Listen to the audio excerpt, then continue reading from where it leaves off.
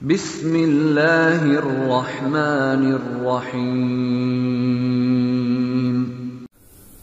السلام علیکم ورحمۃ اللہ وبرکاتہ۔ الحمد للہ وحدہ والصلاة والسلام علی من لا نبی بعدہ۔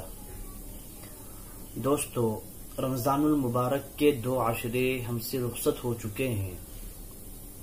ان 2 عشروں کے اندر بہت سارے مسلمان وہ ہیں جنہوں نے رمضان المبارک کی قدر کی اور رمضان کے روزے رکھے، تراویح کا اہتمام کیا، ذکر و اذکار کے اندر اللہ کی عبادتوں کے اندر اپنے اوقات کو لگایا، اور کچھ مسلمان وہ ہیں جنہوں نے روزے نہیں رکھے، تراویح کا اہتمام نہیں کیا اور ذکر و اذکار کے اندر اپنے اوقات کو نہیں لگایا۔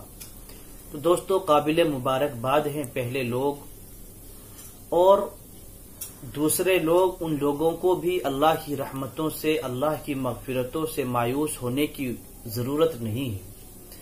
دوستو، اب رمضان المبارک کا آخر عشرہ شروع ہونے جا رہا ہے۔ ویسے تو رمضان المبارک پورا کا پورا مہینہ ہی اللہ تبارک و تعالی کی رحمتوں کا، مغفرتوں کا مہینہ ہے، لیکن آخری عشرے کی میرے دوستو بڑی فضیلتیں وارد ہیں۔ چنانچہ آتا ہے، آپ صلی اللہ علیہ وسلم کے بارے میں حضرت عائشہ صدیقہ رضی اللہ عنہا فرماتی ہیں، اذا دخل العشر الاخیر من رمضان شد مئزرا واحیا لیلا وایقظ اہلا، کہ جب رمضان المبارک کا آخر عشرہ شروع ہوتا تو آپ صلی اللہ علیہ وسلم کمر کس لیتے، اور آپ صلی اللہ علیہ وسلم پوری رات جاگتے اور اپنے گھر والوں کو بھی جگاتے۔ یعنی آپ صلی اللہ علیہ وسلم کمر کس لیتے، پوری طرح عبادتوں کے لیے تیار ہو جاتے، بیویوں سے علیحدگی اختیار کر لیتے، اور آپ صلی اللہ علیہ وسلم اعتکاف میں بیٹھ جایا کرتے، اور پوری رات اللہ کے نبی جاگا کرتے، تلاوت کے اندر، نمازوں کے اندر، نوافل کے اندر، تہجد کے اندر اپنی رات کو اللہ کی عبادت کے اندر گزارتے۔ وَأَيْقَظَ أَهْلَ، اور آپ صلی اللہ علیہ وسلم اپنی بیویوں کو، اپنے گھر والوں کو بھی جگاتے تھے، اس لیے کہ اللہ تعالیٰ نے ارشاد فرمایا، قُوا أَنفُسَكُمْ وَأَهْلَكُمْ نَارًا، کہ اے مسلمانوں، تم خود بھی جہنم سے بچو اور اپنے گھر والوں کو بھی جہنم سے بچاؤ۔ تو دوستو، اسی طریقے سے ایک حدیث کے اندر آتا ہے، حضرت عائشہ فرماتی ہیں، کان یجتہد فی العشر الاخیر ما لا یجتہد فی غیرہ، کہ اللہ کے نبی رمضان کے آخر عشرے کے اندر اتنی محنت کرتے تھے جتنا دوسرے ایام میں نہیں کرتے تھے۔ تو دوستو، آپ صلی اللہ علیہ وسلم رمضان المبارک کے آخر عشرے کا بڑا اہتمام فرمایا کرتے، اس کے اندر زیادہ سے زیادہ اللہ تبارک و تعالیٰ کی عبادت کرتے تھے۔ اس آخر عشرے کا ایک اہم عمل ہے دوستو اعتکاف۔ اعتکاف ہم جانتے ہیں، اعتکاف سنت علی الکفایہ ہے، مسلمانوں کے اوپر، محلے والوں میں سے کسی ایک کے اوپر اعتکاف کرنا، اگر وہ اعتکاف کر لے تو پورے محلے والوں کی طرف سے ادا ہو جاتا ہے۔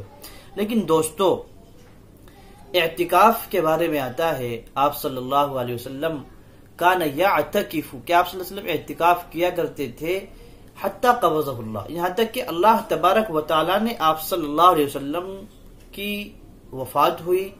آپ صلی اللہ علیہ وسلم رمضان کے فرض ہونے کے بعد ہر سال اعتکاف کیا کرتے تھے، یہاں تک کہ جس سال آپ صلی اللہ علیہ وسلم کی وفات ہوئی اس سال آپ صلی اللہ علیہ وسلم نے 2 عشروں کا اعتکاف فرمایا۔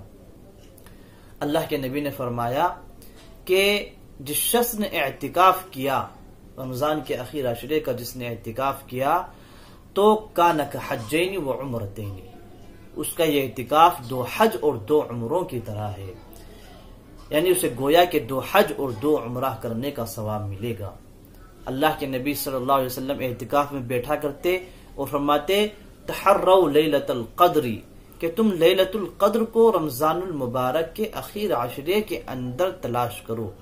یعنی دوستو، اعتکاف کرنے کا جو مقصد ہے، اعتکاف کرنے کا جو مقصد ہے اللہ کی عبادت کرنا، اور دنیا کے اندر تمام چیزوں سے، دنیا کی تمام رغبتوں سے بے توجہ ہو کر اللہ تبارک و تعالیٰ کے دربار میں پڑ جانا۔ اللہ کے نبی صلی اللہ علیہ وسلم اور صحابہ کرام رضی اللہ تعالیٰ عنہ اعتکاف کرتے تھے، اور اس کے اندر جہاں اللہ کی عبادت اور اللہ کی خوشنودی حاصل کرنا مقصد تھا، وہیں ایک مقصد تھا لیلۃ القدر کو تلاش کرنا۔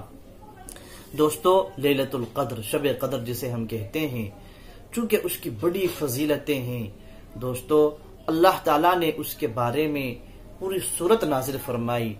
چنانچہ اللہ تعالیٰ نے ارشاد فرمایا انا انزلناہ فی لیلۃ القدر، کہ ہم نے قرآن پاک کو لیلۃ القدر کے اندر نازل فرمایا۔ اور لیلۃ القدر کیا ہے؟ اللہ نے فرمایا ما ادراک لیلۃ القدر، لیلۃ القدر کیا چیز ہے، اس کی اہمیت کیا ہے، فضیلت کیا ہے؟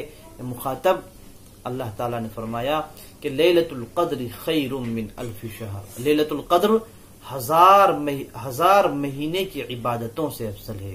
دوستو، جتنا ثواب 1000 مہینوں کی عبادت کے اندر ملے گا، اتنا ثواب اللہ تبارک و تعالی شب قدر کی رات میں عبادت کرنے سے عنایت فرمائیں گے۔ 1000 مہینے کتنے ہوتے ہیں دوستو؟ 1000 مہینے کا مطلب ہے 83 سال 4 مہینے۔